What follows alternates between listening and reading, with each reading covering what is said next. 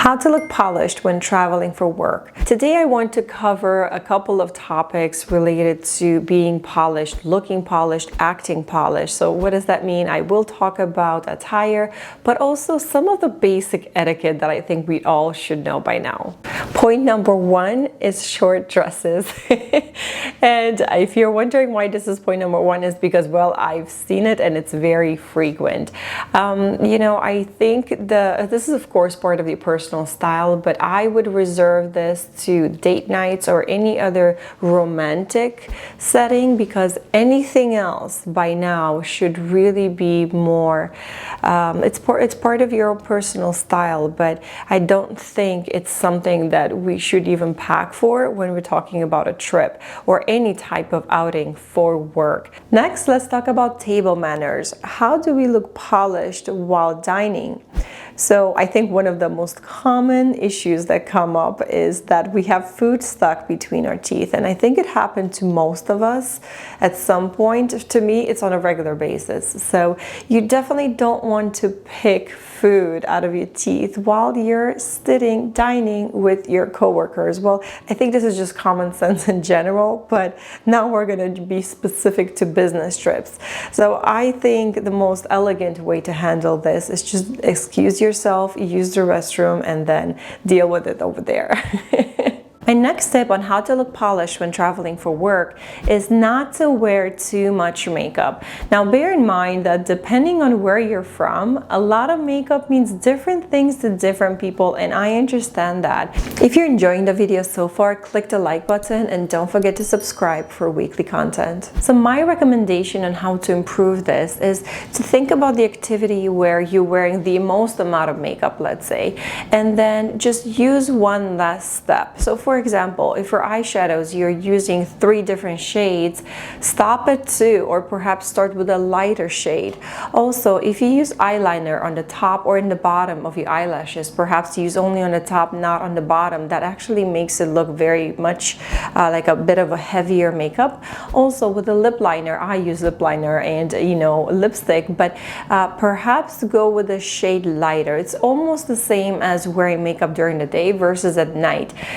I know a lot of people talk about this, right? This is the best advice, but most of us usually consume the same amount of makeup throughout the day, and it's not like we're adding more at night. Maybe you refresh yourself a little bit, but not really, not on a purposeful event as an activity that I'm going to use less makeup today. No, it's pretty difficult to do.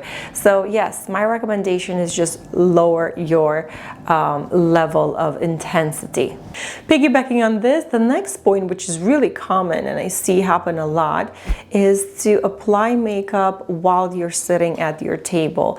This is a big no-no, but you can handle it very elegantly by, again, excusing yourself and using the restroom. There are a lot of benefits for this, and for me, for example, I use a lip liner, so I definitely need that accuracy by looking at a mirror in comfort. So this is really just an opportunity to touch base with yourself, with your own image, and you don't want to give away your secrets. You want to keep your mystery that you always look polished, you always look good at all times, that you don't need products, right?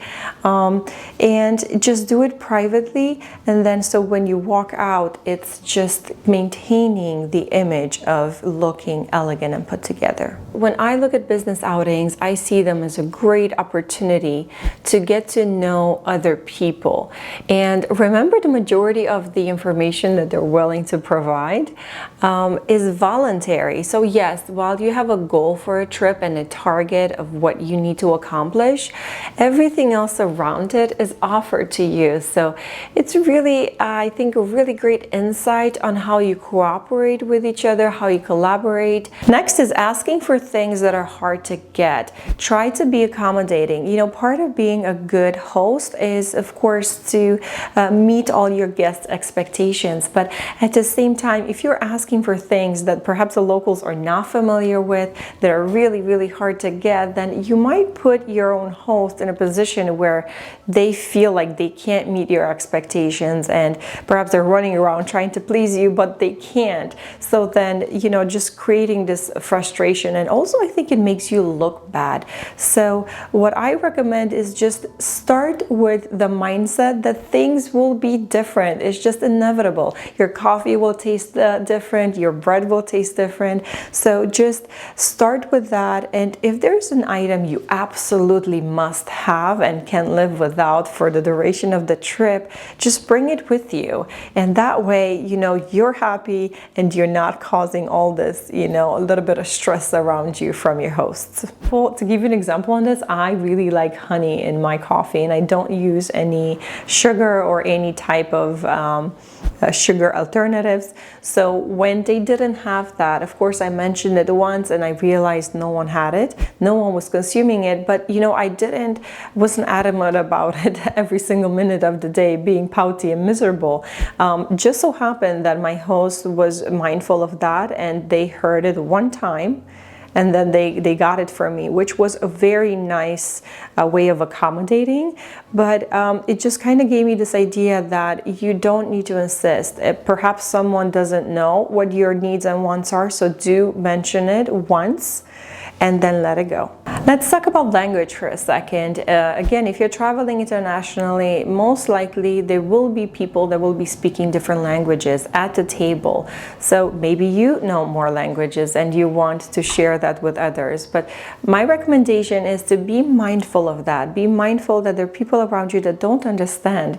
So in that case, either translate right away, or if it's a really important conversation that needs to happen right then and there, remove yourself to a more isolated place perhaps, or step away from the table so that you can have that one-on-one conversation without making anyone else feel bad.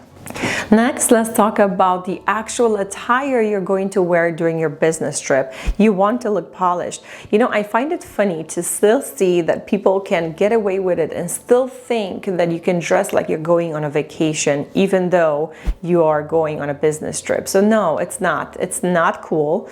And in the airport, you can clearly see who is dressed for work and who isn't, and who's traveling with a work itinerary. So my recommendation to this is just upgrade yourself. You know, switch those cargos and t-shirt into chinos and a polo, and perhaps throw on a cotton blazer and you're good to go. My next point is to learn about your destination's dress code, and this I'm referring to very specifically. Be prepared about where you're going for work, how they dress there. So to give you an example, which happened to me, I was visiting abroad, and of course it was a business trip, and I was going into a lab, and I've been in labs before. However, they usually have the appropriate attire. So guess what I was wearing? A dress. And apparently they didn't have the matching pants there. So it became all this issue, because it's, you know, safety concern, and it's just breaking protocol. So they had to ask and for very specific, you know, approvals for me to even be able to walk onto the floor. Of course, you have the safety, you know, shoes and helmet and all of that. But the fact that they were still talking about it a couple of days later, it just made me realize that while I did ask about, you know, the attire inside the facility, I wasn't specific enough, and it kind of created a little bit of a buzz. Some people take this very seriously and get offended, so make sure you do ask ahead of time what is the dress code for all the steps throughout your journey. Now remember, I talked about being cooperative and accommodating with your coworkers. Try your best not to separate. So if you have points, and I know this is very debatable, but if you have extra points and you're traveling as a group, I don't know if upgrading yourself to a different class or a different group so you can enter the airplane 5 minutes sooner than your group, I don't know if that's very I don't know, I want to say elegant or etiquette, just common sense. To me, I think that making yourself accommodating and being part of that group, part of that togetherness, is more important than taking advantage of your points that you have with the airline.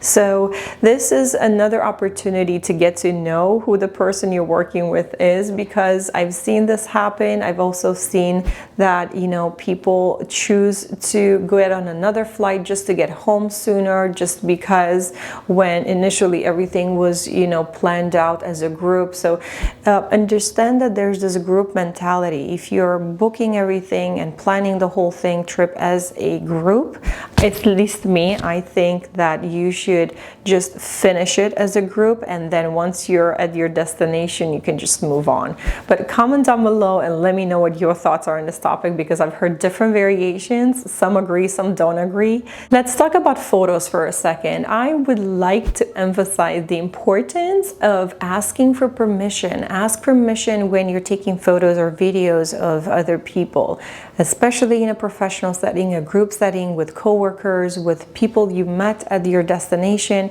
because sometimes, you know, nowadays we all have our angles and our comfort level, and maybe, you know, you just met these people and they're not okay with you sharing this information. A lot of these photos can also be used later on in the professional setting, you know, just blast it out through emails, and all your coworkers in your office and your bosses and everybody in the region will see these photos. So you never know where they end up. So please make sure that you ask for permission, and also give people a chance to prepare, to look at the camera, finish the food in their mouth, for example, you know, and they look put together and they're prepared. So I think this is overlooked often, and it's something I highly recommend you do. I hope you enjoyed my tips on how to look polished when you're traveling for business. Don't forget to click the like button if you enjoyed the video. If you're new, of course, subscribe for more weekly fresh content just like this one, and I'll see you very soon in my next video. Bye.